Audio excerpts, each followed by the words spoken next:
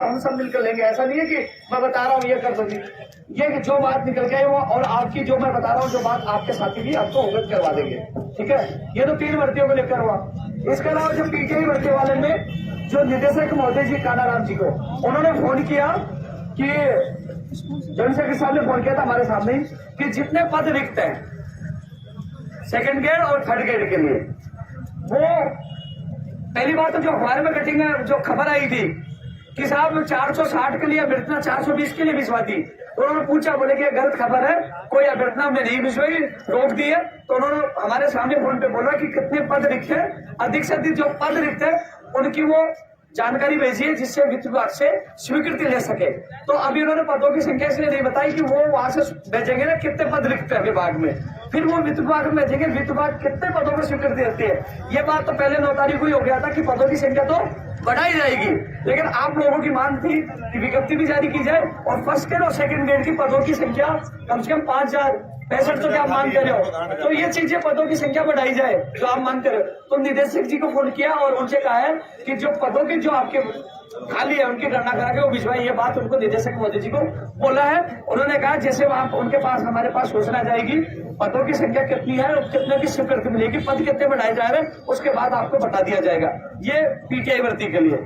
इसके अलावा technical helper भर्ती के लिए ये कहा कि भैया पहले आप विज्ञप्ति की जारी कर दो, पदों की संख्या पहले ही कह देते, बजट में है तो इसके लिए विभाग को वो लेटर लिख रहे हैं कि बजट में घोषणा की तो इसके लिए वो विभाग को लिखकर और वो इसकी भी क्या पद बढ़ाएंगे तो वित्तीय स्वीकृति इसकी भी होगी, तो फाइल उसकी भी चलेगी, लेकिन पहले वो विभाग से पता करेंगे पद कितने खाली है टेक्निकल हेल्पर के लिए कहा है। इसके अलावा स्कूल व्याख्याता भर्ती 2018 में 689 पद जो कम कर दिए गए थे, इस मामले में उन्होंने ये कहा है, मैंने कहा शिक्षा मंत्री जी, पूर्व शिक्षा मंत्री पीसीसी तैयार है और वो सीएम साहब के पास जाने के लिए तैयार है, क्योंकि कल अभ्यर्थियों के साथ मैं खुद मिलकर आया था।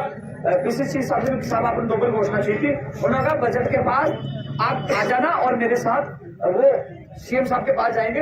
तो राका साहब ने कहा कि आप उनको लेके जाना और जो हाईकोर्ट का जो नोटिस जारी हुआ इस संबंध में कि इनके पक्ष में क्या जवाब देने का भला हो सके, तो एजी साहब से वो लीगल ओपिनियन मांग रहे हैं। ये बात स्कूल व्याख्याता की प्रतीक समझिए। और अब पीसीसी के पास उन्होंने बुलाया बजट के बाद, बजट आ गया आज, अब कल आ गया बजट और हम जाके मिलकर उनको साथ ले जाएंगे चलिए सिंह साहब के। तो 689 वाला जो अभ्यर्थी है यहाँ मौजूद है, ये बात उनके लिए निकल के जाएंगे डॉक्टर सर जी के पास और राका साहब ने कह दिया कि हाँ उनको आप ले जाइए सिंह साहब के, जितनी मदद है हम भी करेंगे। इसके अलावा साथियों सबसे अच्छी बात है कि जो हम संघर्ष कर रहे थे, यानी कि जो कानून लाने के लिए जो तमाम भर्तियां जो नहीं भर्तियां है वो कानून का बिल आज आ ही गया है, देख लिया होगा आपने। कानून वाला देखो, मैं तो मानता हूं ये मेरे जीवन की सबसे बड़ी लड़ाई थी जो आज जीती है। यानी कि कानून जो आ रहा है 10 साल की सजा होगी, गैर जमानती कानून है, संपत्ति 10 लाख का जुर्माना और संपत्ति जब्त की जाएगी। जो कानून की मांग जो मैं साल भर से मैं मांग कर रहा हूं बेरोजगारों को मिल मिल सकेगा। ये कानून का जो आज बिल का प्रस्ताव रखा गया है, ये चीज तो चलो ठीक है, आज आपके संघर्ष के बदौलत आने वाले बेरोजगारों का भविष्य बचेगा। ये कानून की घोषणा 22 को क्यों दोबारा है? हाँ, ये घोषणा आज यानी कि बिल की जो प्रस्ताव रखा गया, ये चीज आज युवा बेरोजगारों के पक्ष में आज हुआ है। मैं एक चीज के लिए कहूंगा आपको, है ना, और चलाता कोई तो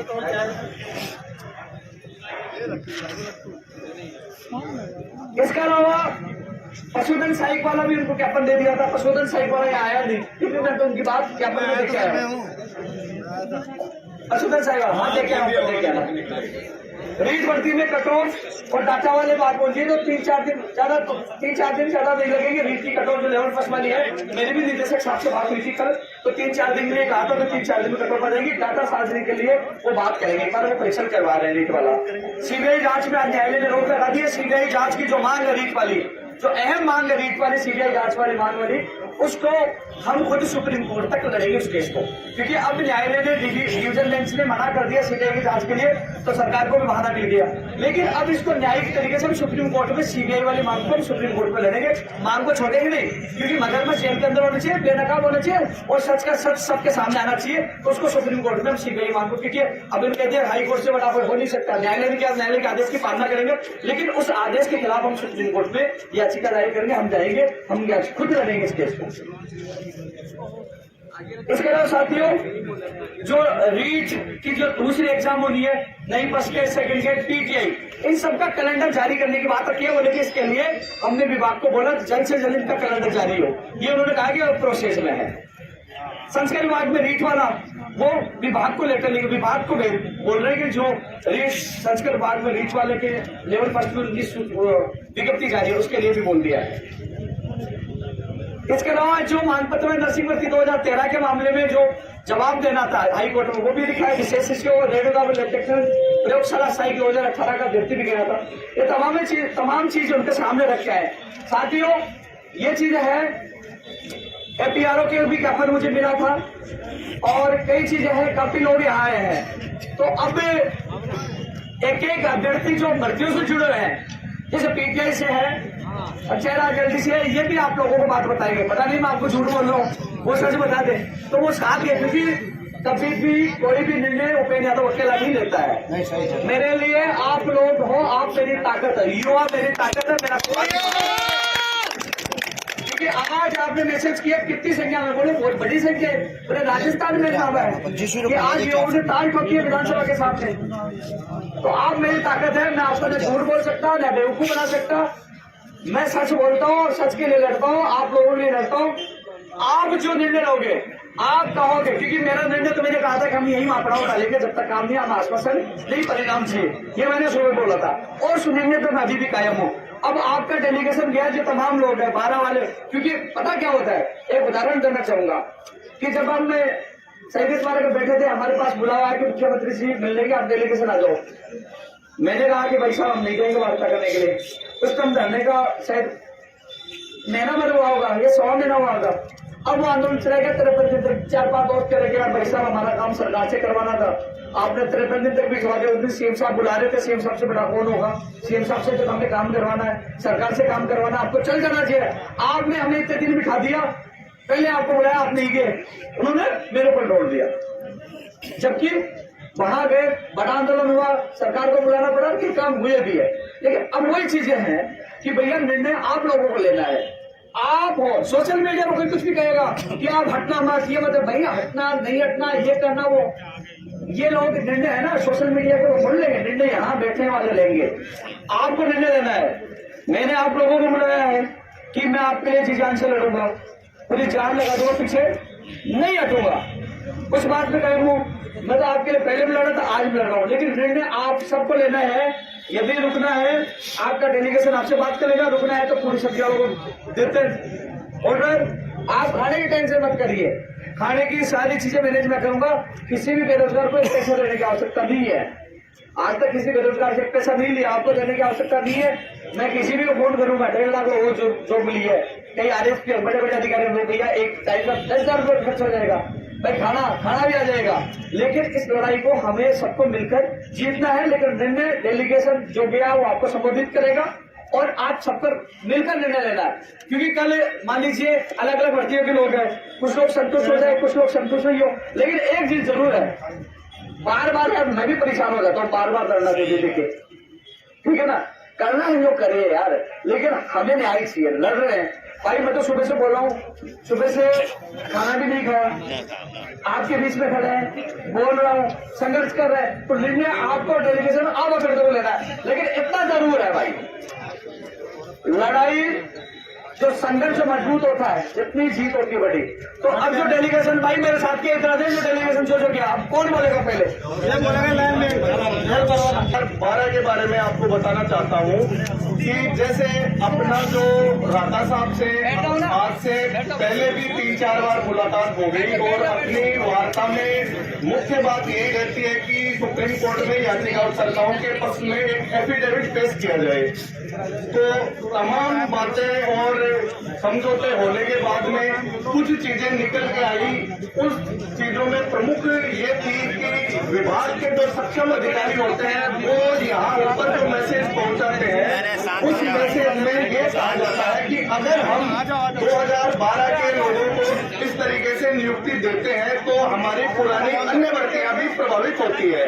तो उस परिप्रेक्ष्य में भाई साहब के सहयोग से और कुछ तथ्यात्मक चीजें लेके आज उनको समझाया गया और बताया गया तो वो तथ्यात्मक चीजें मैं आपको बताना चाहता हूँ।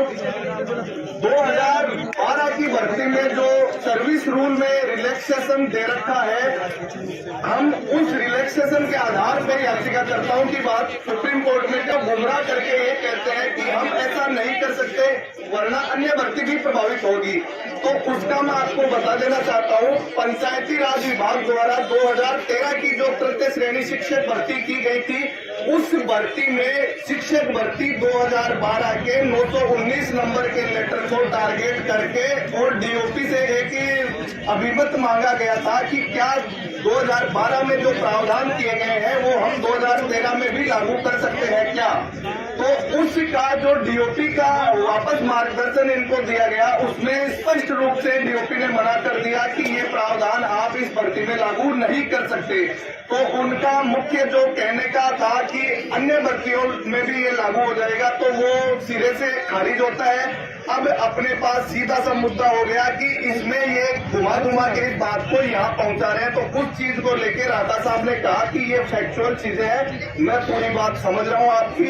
इसको लेके जल्द ही अपर्णा मैडम से मीटिंग डिसाइड की जाएगी, तो उसमें शिक्षक भर्ती 2012 होगी, एलडीसी भर्ती 2013 होगी और एक पंचायती राज जेएन भर्ती है। ये तीनों एक ही डिपार्टमेंट की भर्ती है, तो इन तीनों भर्तियों को लेकर एक मीटिंग का जल्द आयोजन किया जाएगा। और राधा साहब ने ये कहा है कि इसमें जो भी निर्णय अभ्यर्थियों के पक्ष में होगा हम बिल्कुल लेंगे। धन्यवाद। और जो पहले 420 पद आ रहे थे जो केंद्रीय रुकवा दिए, पहले इनको थैंक यू बोलना चाहिए। केवल 420 से पद आ रहे थे उनको रुकवा के अब सर ने बोला है कि दोनों ही सेकंड ग्रेड और थर्ड ग्रेड दोनों में पद बढ़ के आएंगे। पहले वित्त विभाग के पास जाएगी सीटें कि कितनी निकालनी है, वित्त विभाग कितना मंजूरी देगा, उसके बाद सीटों का डिक्लेरेशन होगा। पहले आपको पद नहीं बताया जा सकते कि कितने पद निकालने वाले हैं, और ये सारा थैंक यू केंद्र को देना चाहिए। Thank you.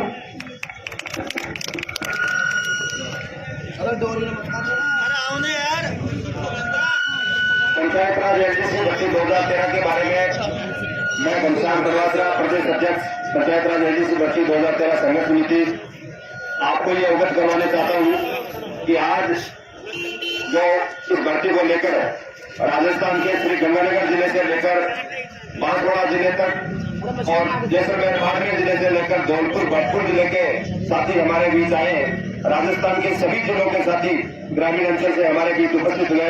उन सबका मैं संघर्ष समिति की तरफ से आभार प्रकट करता हूं और संघर्ष समिति की तरफ से मैं उपेंद्र जी भाई साहब का भी आभार प्रकट करता हूं कि उन्होंने खुद के मंच पर हमारी बात राजस्थान के टॉप स्तर पर पहुंचाई।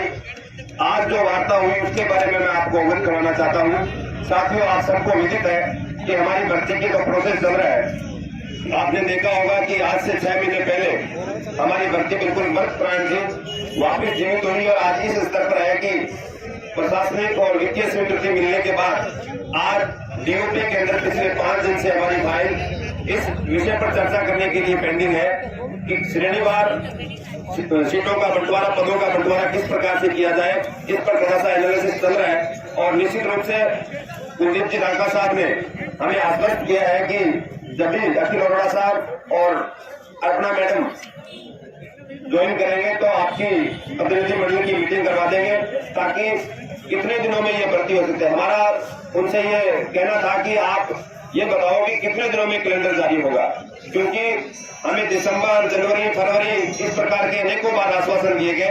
तो आप हमें निश्चित दिन बताओ कि उस दिन कैलेंडर जारी हो सकता है। तो उन्होंने हमें आश्वस्त किया कि जब भी मैडम ज्वाइन करेगी तो आपकी प्रतिनिधि मंडल की मीटिंग करवा के और निश्चित तारीख बता दी जाएगी कि इस तारीख तक आपका कैलेंडर जारी होगा। साथियों, हमने ये भी मांग की कि सरकार 4000 और शेष पदों को जिक्र को छोड़ के 10,029 पदों पर भर्ती करेगी तो अनेकों समस्याओं का समाधान एक साथ ही हो जाएगा, ताकि सीटों के बंटवारे का जो श्रेणीवार बंटवारा करना है उसका भी समाधान हो जाएगा। साथियों, आप सबके संघर्ष के बदौलत और हमारे साथी बड़े भाई उपेंद्र यादव के हमारे साथ देने के कारण हमारी जो भर्ती है वो आज सिरे चढ़ी है। और निश्चित रूप से मैं आप सबको आश्वस्त करना चाहता हूँ कि आगामी 5-7 दिन के अंदर हमारा कैलेंडर जारी होने की पूरी संभावना है। इसलिए आज के इस धरना प्रदर्शन में जो साथी आए हैं, निर्णय हम सबको मिलकर करना है। जो भी आप निर्णय लोगे वो सिर्फ नेतृत्व उस निर्णय के अनुसार आगामी कार्रवाई करेगा। धरने को किस प्रकार से आगे चलाना है या क्या करना है वो सब हम सब लोगों को मिलकर निर्णय लेना है। परंतु मैं एक बात पूरे स्पष्टता के साथ कहना चाहता हूँ कि आज हमारा जो डेलीगेशन वार्ता की गया, आप सबको लग रहा होगा इतना समय क्यों लगा। कुलदीप जी रांका साहब ने 1 घंटे से भी ऊपर का समय दिया और बड़े विस्तार से और धैर्य से हमारी बातों को सुना और उन्होंने हमें आश्वस्त किया कि आप निश्चित रहो, एलडीसी भर्ती 2013, शिक्षक भर्ती 2012 और तमाम जितनी भी मांगे हैं उन पर फर्स्ट प्रायोरिटी के साथ आने वाले दिनों में जैसे ही मैडम आएगी उनके साथ बैठक करवा के और आपके कैलेंडर संबंधी जो कार्रवाई है उसका निस्तारण करेंगे। इसलिए आगे की कार्रवाई के लिए मैं जो साथी हमारे साथ अन्य भर्ती के लिए जो डेलीगेशन में गया है उनसे निवेदन करना चाहता हूं कि वो भी अपने साथियों को विस्तार से बताएं। वरिष्ठ निदेशक के लिए मैं कैंसर के साथ गया था नौ के अंदर हमारी फाइल जा चुकी है जिसको लेकर के कैंसर मंडे को मिलेंगे। ठीक है, बाकी आप लोगों का जो निर्णय होगा हम साथ हैं। यदि आप जगह प्रदर्शन आगे चलाना चाहते हो तो हम भी यात्रा के लिए तैयार हैं।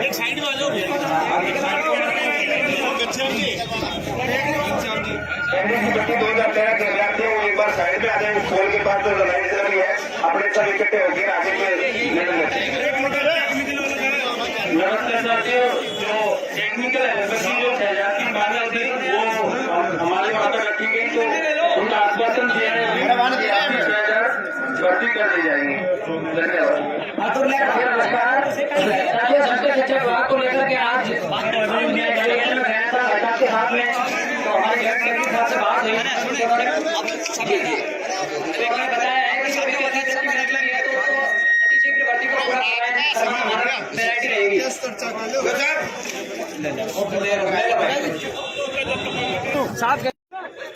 और बोले पुलिस कांस्टेबल पुलिस जिंदाबाद है ना पुलिस पुलिस प्रशासन जिंदाबाद, पुलिस प्रशासन जिंदाबाद। Grade pay 3600, grade pay 3600, grade pay 3600, grade pay 3600, grade pay 3600। Police प्रशासन जिंदाबाद, पुलिस प्रशासन जिंदाबाद। Grade pay 3600, grade pay 3600, grade pay 3600, grade pay 3600। Police प्रशासन जिंदाबाद, पुलिस प्रशासन जिंदाबाद, पुलिस प्रशासन जिंदाबाद, पुलिस प्रशासन जिंदाबाद। Grade pay 3600, grade pay 3600। युवा साथियों एक चीज कह रहा था मैं आप लोगों को, भैया त्योहार आएगा तो कौन ड्यूटी करता है? चुनाव हो तो ड्यूटी कौन करता है? जब दंगा हो तो ड्यूटी कौन करता है? 24 घंटे ड्यूटी कौन करता है? चुनाव होता है ड्यूटी कौन करता है? और जब टकराव आम जनता से तो टकराते कौन है? और प्रदेश के रक्षक कौन है? देश के रक्षक कौन है? तो इनका पे ग्रेड 3600 होना चाहिए कि नहीं होना चाहिए? इनकी अन्य मांगे पूरी होनी चाहिए कि नहीं होनी चाहिए? आप सब लोग समर्थन करते हो ना? करते हो ना? पे ग्रेड 3600, पे ग्रेड 3600, पे ग्रेड 3600, पे ग्रेड 3600, पे ग्रेड 3600। पुलिस प्रशासन जिंदाबाद, पुलिस प्रशासन जिंदाबाद। जय हिंद, जय भारत।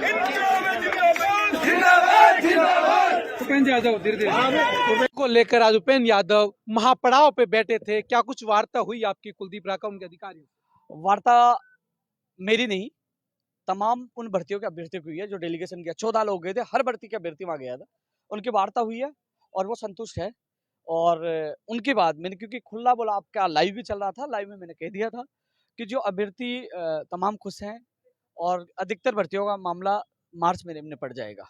और जो रीट पे सीबीआई का जो मामला न्यायालय डिवीजन बेंच ने आज मना कर दिया है, तो उसमें हमारे एडवोकेट से राय लेके हम सुप्रीम कोर्ट तक उस सीबीआई जांच के लिए हम लड़ाई लड़ेंगे, वो तो न्यायालय की बात है। और जो मामले थे जैसे शिक्षक भर्ती 2012 का था, पंचायत राज एलडीसी भर्ती 2013 और पंचायत राज जैन, ये पंचायत राज तीनों विभागों के मामलों को लेकर क्योंकि जो इसमें जो आईएएस अधिकारी हैं उनके सास का देहांत हो गया, वो 1-2 दिन में ज्वाइन करेगी। उसके बाद कुलदीप रांका जी वो तमाम अधिकारी को बैठ के और इन तीनों का समस्या का निस्तारण जल्दी करेंगे, क्योंकि उनका होना जरूरी था, वो आज थे नहीं, तो बोले कि उनको हम आपको बुला लेंगे और वो ज्वाइन करते ही समस्या का निस्तारण करके कुल मिलाकर इन समस्या को निस्तारण मार्च महीने में ये कर देंगे। यानी कि 1 महीने में जो तमाम हमारी अधिकतर मांगी को निस्तारण वो कर देंगे और बेरोजगार को राहत दे देंगे। और लिखित समझौता हुआ था जिसकी आज बहुत बड़ी जीत हुई है और बेरोजगारों के चेहरे पर खुशी भी वो दिख रही है, क्या कुछ था उसमें? देखो, गैर जमानती कानून लाने की मांग लगातार हम कर रहे थे। यहाँ इसी जगह आज से 1 साल पहले समझौता हुआ था और इसके अलावा 4 अक्टूबर को माननीय मुख्यमंत्री से मुलाकात की थी, तो मैंने सुझाव रखा था, मुझे कहा अच्छा सुझाव है। और जब आईसीयू में अनशन के दौरान महेश जोशी जी ने घोषणा की थी कि प्रतियोगी भर्ती परीक्षा को लेकर गैर जमानती कानून लेके आएंगे, लेकिन मैं जिद इसकी कर रहा था कि उनकी अपराधियों की संपत्ति जब्त करने का प्रावधान रखा जाए। तो इसमें 10 साल की गैर जमानती कानून है और संपत्ति जब्त की जाएगी और जुर्माना भी है। तो ये चीज कानून लेके आए जो मेरे जीवन की सबसे बड़ी जीत है, जिसके लिए मैं लगातार संघर्ष कर रहा था, क्योंकि अब भर्तियां बच पाएंगी, बेरोजगारों को न्याय मिल पाएगा, क्योंकि अब डर होगा अपराधियों में, संपत्ति जब्त होगी तो गिरोह को भी रोक लगेगी और युवाओं को समय पे न्याय मिल पाएगा, भर्तियां पारदर्शिता के साथ हो पाएगी। तो बड़ी जीत है ये, क्योंकि ये जीत मैं जीवन की बड़ी जीत कह सकता हूँ, क्योंकि बेरोजगार रो रहे थे, पेपर लीक हो रहा था, नकल हो रही थी, तो लोग अपने आप को ठगा सा महसूस कर रहे थे, लेकिन अच्छी जीत है जिससे आने वाले समय में इसका प्रभाव भी आपको देखने को मिलेगा। और क्या क्या बातें, आज धरना समाप्त है आपका या लगातार जारी रहेगा? जो धरना है आपने देखा होगा, आप यहाँ मौजूद थे और जो निर्णय लेना होता है वो यहाँ के जो यूथ है ना, जो युवा है वही लेते हैं। इन्होंने निर्णय लिया है कि हम संतुष्ट हैं, उनका काम हो रहा है, क्योंकि काम हमें सरकार से करवाना उनका कहना है। मैंने तो ऐलान कर दिया था कि हम पड़ाव पे बैठना है, ये कह रहे कि भैया हम संतुष्ट है। एक एक व्यक्ति को लेके गया हूँ, प्रमुख सचिव से 1 घंटे इनकी वार्ता हुई है और वार्ता के बाद इन सब ने निर्णय, उपेन्द्र यादव ने नहीं लिया निर्णय, इन सब युवाओं ने लिया जो यहाँ मौजूद थे। कितना वार्ता मंडल में लोग गए आपको? 14 लोग गए थे, घंटा भर हमारी वार्ता हुई है और ये संतुष्ट है। इसके बाद यहाँ से हमारा धरना समाप्त हुआ है। लेकिन ये जरूर है, इसमें मैं इतना सा जोड़ूंगा कि यदि इन्होंने मार्च में तमाम समस्याओं को हल करने के लिए कहा है, यदि मार्च में ये हल नहीं करते, मान लीजिए अधिकतर समस्याओं का हल हो जाएगा, नहीं होता है और समस्याओं का, तो पूरे राजस्थान में मैं यदि सरकार धोखा करती है तो कांग्रेस विरोधी सरकार, युवा विरोधी सरकार के नाम से मैं पूरे राजस्थान में एक यात्रा निकालेंगे जो तहसील जिला स्तर पर जाएगी, क्योंकि मैं पीछा छोड़ने वाला नहीं। मैं युवाओं का हूँ, ना बीजेपी ना कांग्रेस किसी पार्टी का नहीं, युवाओं का हूँ। सरकार काम करेगी, मैं धन्यवाद दूंगा। उन्होंने कानून लेके है, हमारी अच्छी मांग मानी है तो मैं धन्यवाद देता हूँ। उन्होंने 1 लाख भर्ती की घोषणा की, मैं धन्यवाद देता हूँ। लेकिन घोषणा तो कर दी, लेकिन फर्स्ट गेट कब होगी, सेकंड गेट कब होगी, रीट की सेकंड एग्जाम कब होगी, उन सबका कैलेंडर जारी करना चाहिए। 1 लाख कौन कौन से विभाग में, वो भी लोगों को बताना चाहिए। तो ये चीजों के लिए लगातार हमारी मांग जारी है। जो मांग आप टेक्निकल हेल्पर में पद बढ़ाने की मांग थी, स्कूल व्याख्याता में 600 निवासी पद कम कर दिए थे, वो मांग थी। तो इसमें डोटासरा जिसे कल ही मैं मिलकर आया था, पूरे पीसीसी जो चीफ है ना, पूरे शिक्षा मंत्री हैं, तो उन्होंने कहा था कि मैं साथ चलूंगा सीएम के पास। तो कल या परसों मैं वापस उनके कॉल का इंतजार कर रहे हैं। बिल्कुल घंटी बजेगी, ये इंतजार उन्होंने कहा था कातर सभा में, वो घंटी नहीं बजी, लेकिन मैं मिलके आया हूं तो उन्होंने पॉजिटिव दिया कि वो साथ सीएम साहब के पास जाएंगे। तो कहने उम्मीद है तो मैं खुद दोबारा उनके पास मिलूंगा, और यदि वो नहीं सुनते हैं, अपनी बात से मुकर जाते हैं, तो मैं खुद शिक्षा मंत्री जी के बंगले पे मैं धरना दूंगा, उस मांग को लेकर खुद अंदर बैठूंगा, धरना दूंगा। इसके अलावा पशुधन सहायक में पद बढ़ाने की मांग थी, पंचायत राज जैन भर्ती की जो एसएलपी वापस होकर उसकी विज्ञप्ति जारी करने की मांग थी, कनिष्ठ अनुदेशक भर्ती की विज्ञप्ति जारी करने की मांग थी, रीट की कट ऑफ जो जारी किया जाए, डेटा सार्वजनिक की जाए, वो मांग थी, 12 राज्य को कोटा कम करके राजस्थान के बेरोजगारों को प्राथमिकता दी जाए, वो मांग थी। कानून आई गया, एक बड़ी जीत होगी। छात्र संघ आयोग बनाया जाए, संस्कृत विभाग में जो रीट और कंप्यूटर अनुदेशक भर्ती की विज्ञप्ति जारी की जाए, नर्सिंग भर्ती 2013 में उसका जवाब दिया जाए जो हाईकोर्ट में मामला चल रहा है, विशेष शिक्षक, रेडियोग्राफर, लैब टेक्नीशियन सहित तमाम जो मांगे थी, चाहे वो हम मांग सरकार से कर रहे हैं कि जो बेरोजगारी भत्ते में जो इंटर्नशिप जोड़े 4 महीने, वो गलत मांग है, उसको भी हटाया जाए। और इसके अलावा जो बीएड द्वितीय वर्ष में इंटर्नशिप वाले, उसके भी आदेश जारी किए जाए। ये तमाम मांगों को लेकर लगातार हमारा प्रदर्शन जारी था। आज भी हमने बड़ी संख्या में घेराव किया, एक ताकत का एहसास सरकार को करवाया है कि युवाओं में बड़ी ताकत है। यदि सरकार ने मांगे नहीं मानी तो उसका गंभीर परिणाम सरकार को भुगतने पड़ सकते हैं, और धोखा किया तो राजस्थान को गूंज से उखाड़ फेंकेंगे। एक अभ्यर्थी से बात कर ले, क्या नाम है आपका, कौन सी भर्ती से? श्याम सिंह, शिक्षक भर्ती 2012। सामूहिक रूप से सबने जो अनशन जो भी धरना है ये समाप्त कर रहे हैं आप, या एक का कोई नीति है? नहीं, ये जो जितने भी हमारे इस जो धरने प्रदर्शन में डेलीगेशन थे, विभिन्न भर्तियों के थे, वो एक भर्ती का नहीं था। और सभी जो वार्ता में मौजूद थे, सभी ने अपनी व्यक्तिगत वार्ता की है और सभी ने अपना यहाँ धरने में आके जो भी उनका आगे का निर्णय है वो सभी ने अपनी भर्ती वाइज लिया है, ना कि कोई वो एक संगठन ने लिया है। सभी ने। क्या नाम है सर आपका, क्या मामला मेरा है आपका? प्रहलाद तंवर है मेरा नाम। वो नीमराना में वो बच्चों को अलवर में वो गिरफ्तार किया गया था, 6 बच्चों को, उसके चक्कर। क्या कुछ बात हुई उनसे? उपेन्द्र जी बोल रहे हैं भाई हो जाएगा आपका काम, ये है कितना विश्वास है? फुल, ये विश्वास इन पर ही है अपना। तो जब आपको बता रहा हूँ निर्णय हम सबको ही करना है अभी, है ना। निर्णय उपेन्द्र यादव निकलेगा, हम सब मिलकर करेंगे, ठीक है।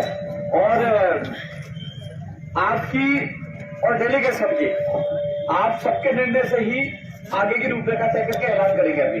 ठीक है, निर्णय हम सबको मिलकर करना है। उपेंद्र यादव कोई नहीं है निर्णय लेने वाला।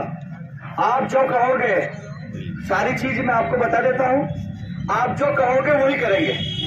हालांकि सोशल मीडिया में तो अपने घर बैठे कुछ भी कहेंगे, ये कर दो कर दो, लेकिन यहाँ मौजूद है, थाना स्तर पर जो मौजूद है, निर्णय लेने वाले आप हो, वार्ता में क्या हुआ बताने वाले हम हैं। जो आपके प्रतिनिधि गए थे, अधिकतर यही रहा था कि तमाम भर्ती के लोग गए थे, यहाँ आए थे ना, 14 लोग चले गए हैं वार्ता में। कभी 10 साल के संघर्ष में 14 लोग तो कभी गए नहीं, आज पहली बार 14 लोग हर भर्ती के व्यक्ति को। चलो साथियों, शिक्षक भर्ती 2012 एक पंचायत राज एलडीसी 2013, ये पुराने मामले। तो पंचायत राज एलडीसी भर्ती के मामले में तो आपको घनश्याम जी ये बता दें कि मैं भी बता देता हूं कि अर्पणा जी